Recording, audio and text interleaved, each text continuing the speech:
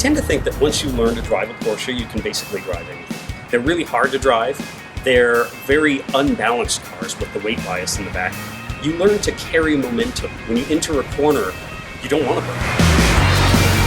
You just lay on the power coming out of it, and you feel the car hunker down in the rear as it grips the road and just shoves you through the corner. There's something amazing about that. Nothing beats a rear engine car for you. You actually feel involved with the drive. It's so exciting to be a part of a Porsche because that's really what you want.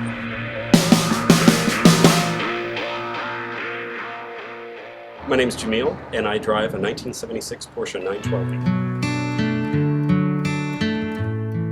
Growing up, there was always a Porsche in my house. My dad went through 5 of them. Some of my earliest memories are intertwined with a Porsche.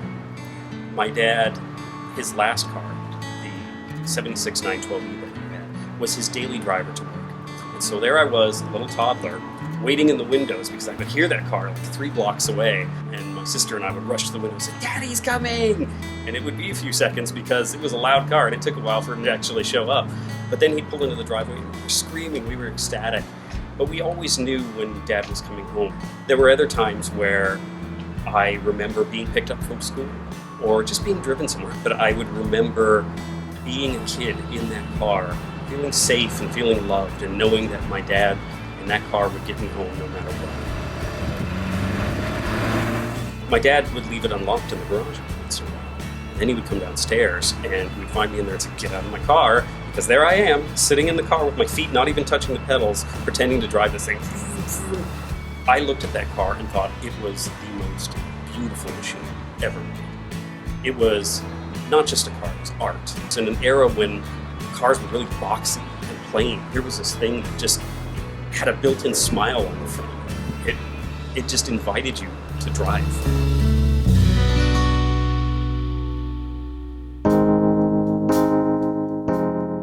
My father suffered from diabetes.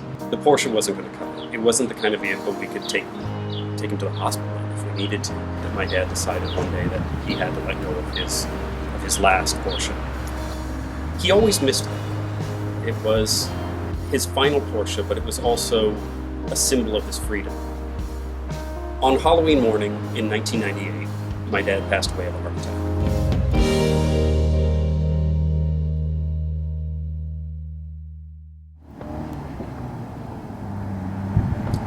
After my dad passed away, I graduated from college, and I realized, you know what? It's time. It's time to carry on the legacy. And I started looking for Porsches. As I was trolling Craigslist and eBay looking for that perfect Porsche for me, I started doing test drives. And as I was test driving them, I really started coming to terms with the fact that, yeah, there is something magical about these cars, and I could really see why my dad loved them so much. I test drove 911s, I test drove 356s, I test drove Porsche 914s. They were all fun.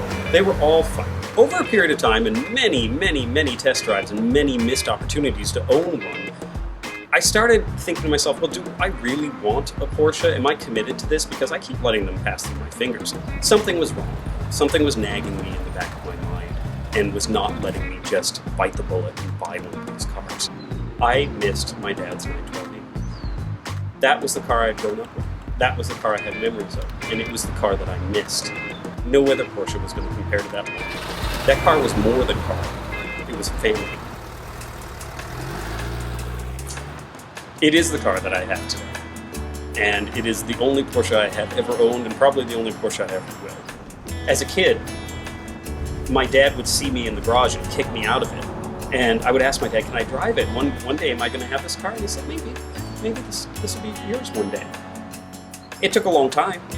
It wasn't until 2004, but I ended up getting my car. It was the car I grew up with. It's a 1976, the same as me. We're the same age, we're like siblings. It's hard to say how my dad would feel about me having the Porsche. I think on one hand, after all of the work that I've put into it, he might be proud. Or on the other hand, he might think I'm insane, because after all, it is just a car. But it's more to me, and I needed to do it. I needed to work out maybe some grief. At the end of the day, the Porsche was really my dad's legacy. And by keeping it, somehow I feel like I'm continuing to write the epilogue in the book of his life. And the longer I write it, the more I can put off having to close that book.